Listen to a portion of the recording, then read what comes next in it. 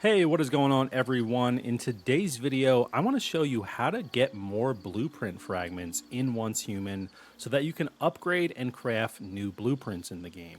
I recently made a video on blueprints and just an overview of them, and I had a few questions about how to get more blueprint fragments, so I'm going to do my best in today's video to explain how to do that.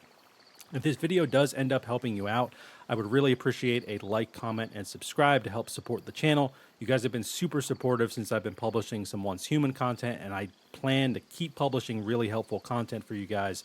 So thank you so much for just supporting me in general. I really do appreciate it. And if you want to catch me live over on twitch.tv/MattyGorm, link is down in the description below. We've been playing a good amount of Once Human over there, and it's been a lot of fun.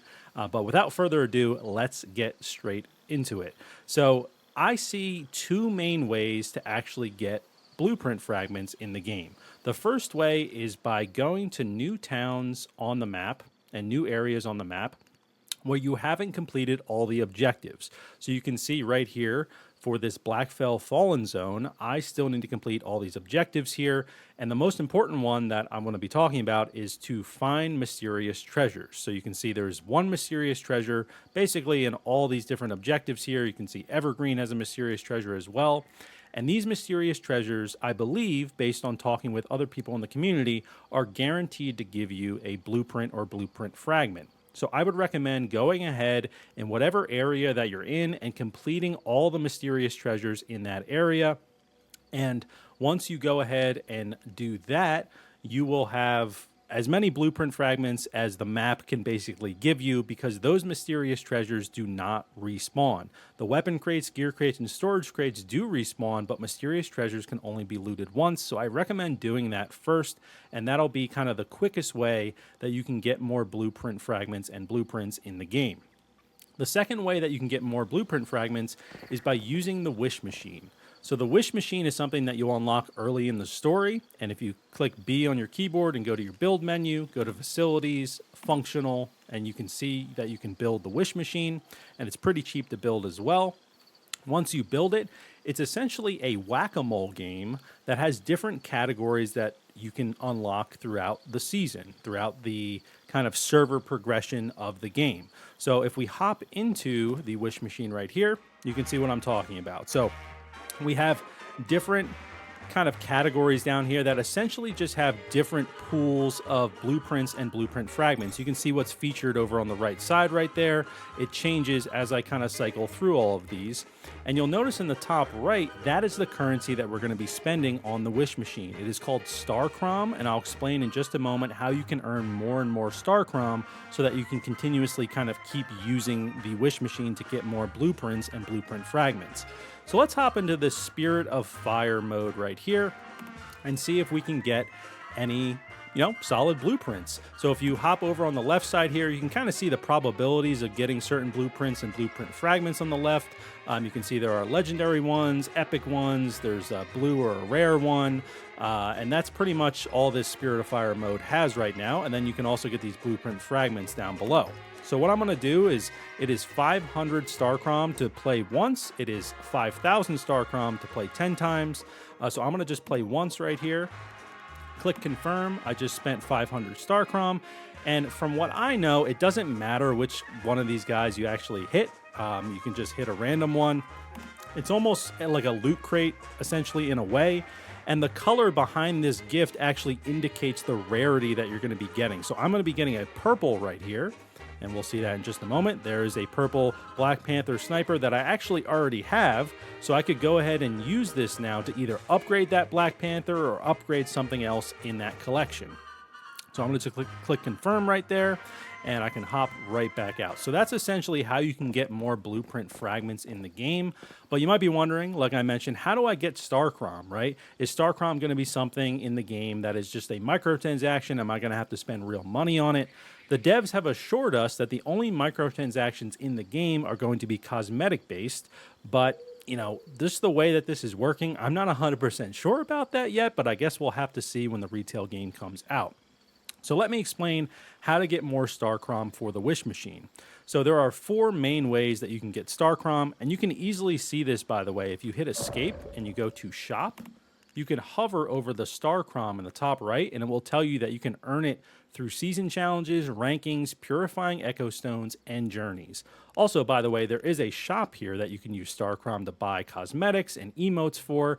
I do recommend saving a little bit of Starchrom here to buy some emotes, because in order to unlock certain weapon attachments around the map, you actually need to use certain emotes to unlock those weapon attachments. So I recommend saving a little bit, at least, you know, maybe 400 or 600 Starchrom always kind of in your bank in case you need to buy an emote for a weapon attachment. But besides the point, this is the first way that you can earn some Starchrom in the game. So hit escape, and you can see that there is a novice season here for the beta.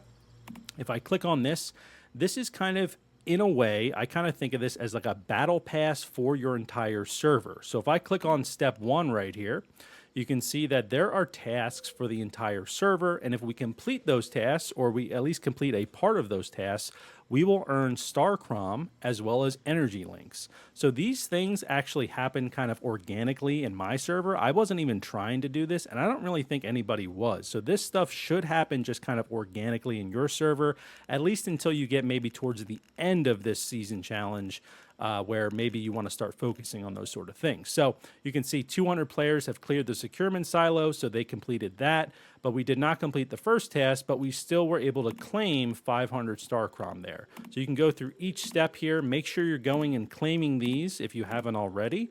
You know, a lot of people don't realize that you can actually claim these in the menu, so make sure you go ahead and do that. And that's essentially how you can unlock Starchrom through the season challenges.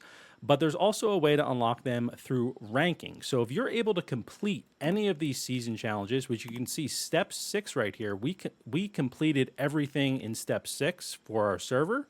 So you can actually get certain rankings if you complete an entire step. So if I click view rewards right here, you can see that between rankings 1 and 10 for your hive, you can get 8,000 Starchrom, and anything that's past rank 11, you will get 6,400 Starchrom. This is also based on warbands as well. Now, in the beta, people aren't really doing this too much, so there's not a ton of information on how this works yet, but when the retail game comes out, I will make an update video on how exactly this season ranking rewards work. But for right now, people aren't really caring too much about this, so this is really a long-term play, I would say, to get Starchrom, and really not the most efficient way to do it. Now, the other 2 ways I will mention are the most efficient ways, I would say, to get Starchrom. And first off, that is going to be your journey. So if you hit J on your keyboard, and you see that there are 2 different categories here, journey and season goals.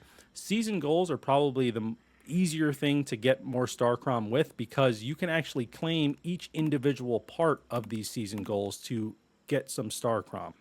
You don't actually have to complete this entire thing to get Starchrom. If you go fishing and you catch 6 types of fish, you can claim this 250 Starchrom right away. But with the journey side of things, if I want to go ahead and claim this 160 Starchrom right here, I need to complete these other 2 tasks before I can do that. So I've completed all of these already, and I've gotten Starchrom from almost all of them. But this is a way to get a little bit of Starchrom right here. But it's not really going to give you a ton of Starchrom. Like we saw with the Wish Machine, 1 draw is 500 Starchrom. If you're getting 80 Starchrom from this, that's not really helping you out too much. So I would say probably the most popular way to get Starchrom is by purifying echo stones.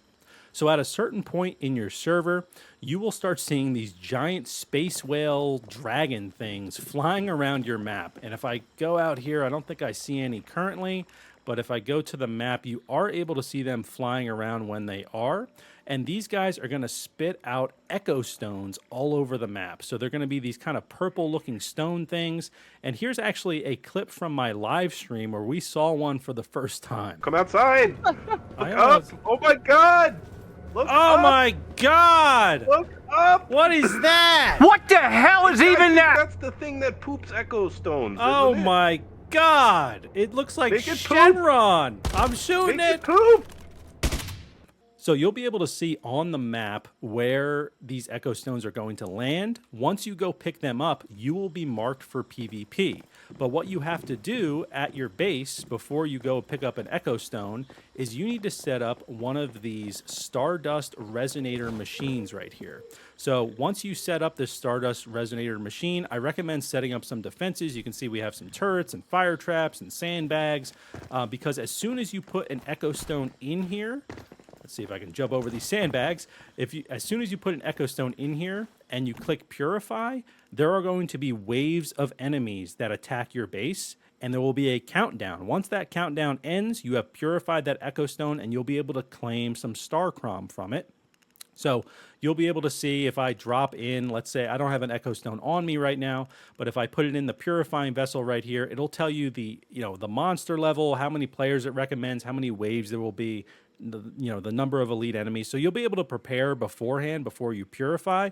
But just to let you know, as soon as you pick up that echo stone, you are marked for PvP.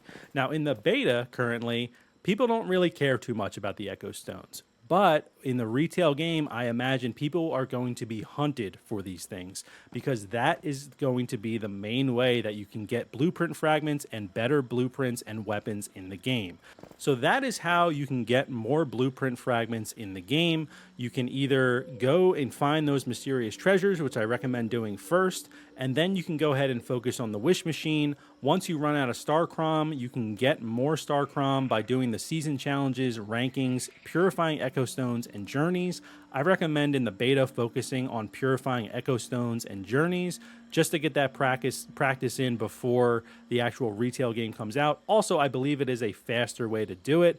I've been able to get like 300 to 500 Starchrom per echo stone that I put in there. I don't know if those numbers will change once the retail game comes out. But if this video did help you out, be sure to subscribe, like, and comment. Really helps support the channel.